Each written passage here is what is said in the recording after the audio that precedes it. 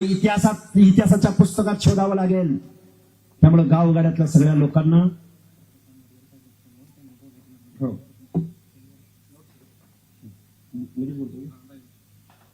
आदरणीय बाळासाहेब आंबेडकर आता front line वरती आहेत. आणि अजून एक सांगतो तुम्हाला, हा मंडल आयोग अंमलबजावणीचं जे धोरण ठरलं ते माननीय बाळासाहेब आंबेडकर, अरुणजी कांबळे, विश्वनाथ प्रताप सिंग आणि नॉर्थ मधले मग अनेक माणसं आहेत. या सगळ्यांच्या विचारानं, शांत डोक्यानं गाव कुसाबाहेरचा कारू नारू बलुता अलुता भटक्या विमुक्त जाती जमातीला सुद्धा निर्णय प्रक्रियेमध्ये घेण्यासाठी 93-94च्या कालावधीमध्ये ज्याला वॉटरशेड मुवमेंट म्हटलं गेलं, अर्ध्या लोकसंख्येच्या हक्क अधिकाराचा मंडल आयोग म्हटलं गेलं, तो मंडल आयोग इम्प्लिमेंट करण्यासाठी ज्यांनी महत्वाचं योगदान दिलं ते सन्माननीय बाळासाहेब आंबेडकर आता फोन लाईन वरती आहेत. ते आपले 2 शब्द तुमच्या समोर बोलतील. साहेब बोला.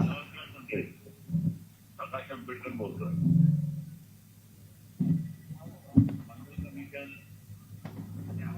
आरक्षण दिलं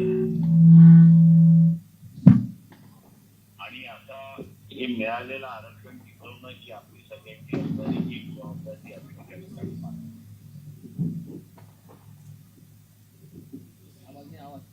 ही अगोदर पासून असणारा गरीब मराठा जो आहे त्याला समजावून सांगत होतो की तुम्ही ओबीसीच्या कोट्यातून आरक्षण मागू नका.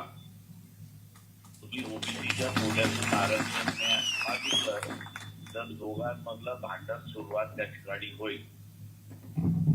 ओबीसीचं आरक्षण हे ओबीसीलाच व्हायला पाहिजे. ओबीसीच्या आरक्षणाचं ताट हे ओबीसीलाच व्हायला पाहिजे. मराठा समाजाला आरक्षण पाहिजे असेल तर त्याला वेगळ्या रीतीने वेगळं तुम्ही मागा तर तुम्हाला टिकाऊ आरक्षण मिळेल अशी परिस्थिती आहे. शासन जे आहे हे भांडणं लावणारं शासन आहे एवढं आपण असताना लक्षात घ्या. मागच्या 2 वेळा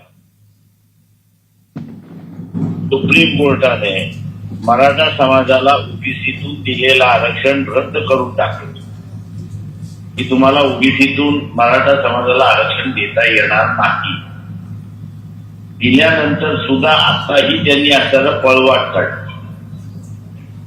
काय पळवाट काढली तर निजामचं गॅजेट, साताऱ्याचं गॅजेट याला आधार धरून सर्व मराठ्यांना कुणबी समजा आणि त्यांना असणारं सर्टिफिकेट द्या अशी असणारी परिस्थिती आहे. माझी सर्व ओबीसी बांधवांना असताना विनंती आहे की हा लढा राजकीय लढा आहे एवढं आपण असताना लक्षात घ्या. आपण सत्तेमध्ये कोणाला बसवतो हा सगळ्यात महत्वाचा प्रश्न आहे. सत्तेमध्ये आपल्या विचाराची माणसं बसली तर आपलं असणारं आरक्षण वाचू शकतं. आपल्या विचाराची माणसं बसली नाही तर आज ज्या पद्धतीने जबरदस्ती करण्यात आलेली आहे, मी जबरदस्ती याच्यासाठी म्हणतोय की सर्व मराठा समाजाला तुम्ही कुणबी म्हणून संबोधावं. आता जो GR काढलेला आहे त्या संदर्भात 2001 साली औरंगाबाद खंडपीठ, मुंबईतलं बेंच औरंगाबाद खंडपीठ त्याचे असणारे जज मारला पार्ले आणि आदरणीय जज बघा या दोघांनी असणारा निर्णय दिला की सर्व सरसकट मराठ्यांना कोणती त्या ठिकाणी संबोधता येणार नाही आणि असा अधिकार हा असणारा कुठल्या सरकारला त्या ठिकाणी देण्यात आलेला नाही. परंतु जबरदस्ती करून असणारा निर्णय त्या ठिकाणी दिला अशी परिस्थिती आहे. हा जबरदस्तीने केलेल्या निर्णयाच्या विरोधात आपल्याला त्या ठिकाणी लढावं लागणार, रस्त्यावरती उतरावं लागणार, मोर्चे काढावे लागतील, आंदोलनं करावी लागतील. पण या सगळ्यात महत्वाचं जे आहे ते म्हणजे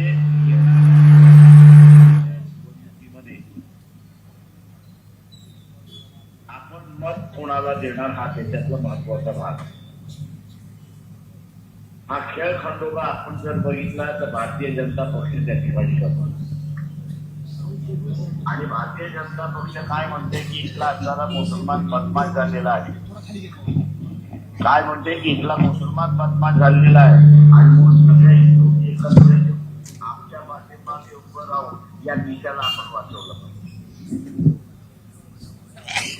या देशामध्ये मुसलमान अगोदरही होते, याच्या नंतरही राहणार.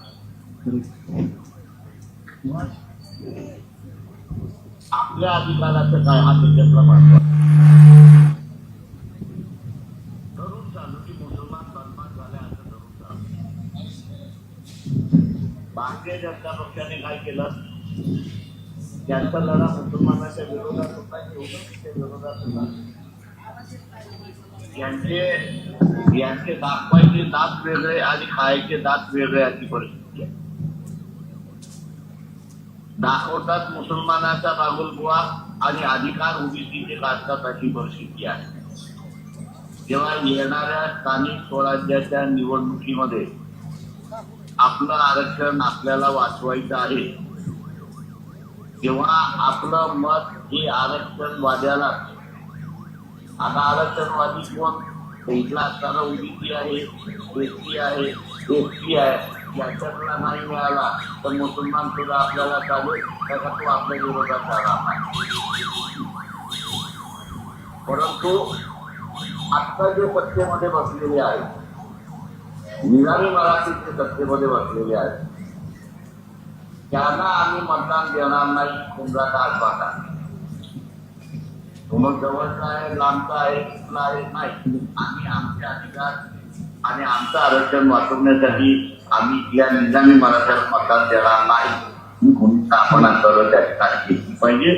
ही जर भूमिका घेतली तर आम्ही जे आता 80 साली प्रयत्न करू आणि 1990 साली सत्तेमध्ये बसलो, जे ओबीसीला आरक्षण दिलं त्याला वाचवू शकतो आणि ते वाचवण्यामध्ये आपण आपलं मत आरक्षणवाद्याला द्याल, ही भूमिका आपण द्याल आणि ते अंमल कराल ही अपेक्षा बाळगतो आणि मी आपली असणारी सदा घेतो. नमस्कार. यानंतर मी जास्त काही तुमच्यासमोर बोलणार नाही, पण इथल्या काही आयोजकांची नावं घेतली नाही, त्यामुळे दिलगिरी व्यक्त करतो. आणि हा लढा यानंतर मी तुम्हाला एक आव्हान करेन की यानंतर आपल्या ओबीसीची संघर्ष यात्रा, खरं तर उद्या 7 तारखेला धारूर तालुक्यामध्ये मोठा कार्यक्रम आहे आणि एक मोठी संघर्ष यात्रा जी 12 जिल्ह्यामधून जाणार आहे ती आपण नांदेड जिल्ह्यातल्या लोहा कंधार तालुक्यातल्या माळेगावला ती सुरुवात करत आहोत. प्रत्येक महाराष्ट्रातल्या प्रत्येक तालुक्यात जिल्ह्यात हा एल्गार ओबीसीची एकजुटीची वज्रमूठ या महाराष्ट्रामध्ये दिसणार आहे. तेव्हा माझी तुम्हाला हात जोडून कळकळीची विनंती आहे, आपण सगळ्या लोकांनी एकत्रित यायचं आहे. आणि इथले कोणतरी ऍडिशनल एसपी आहेत, सत्तर साहेब, ते काही गुन्हा दाखल करणार होते. हा बिराजदार नोटीस प्रेमपत्र येते आणि पडळकर साहेब, प्रेमपत्राची संख्या वाढल्याशिवाय आपण चळवळ आपली मोठी होणार नाही, आवाज बुलंद होणार नाही. आणि काळूरामजी, तुम्ही आमच्या बरोबर आले आहो, आपण एकाला कुठल्या कारखान्याच्या गेटवर अडवायचा आणि कुठल्या MIDC मध्ये तुडवायचा हे धोरण आपण ठरवू. आणि खूप काही बोलता येण्यासारखं काही माझ्यानंतर पांडुरंगांना मेरगळ आंदोलनाची पुढील दिशा समाज बांधवांना सांगतील. आणि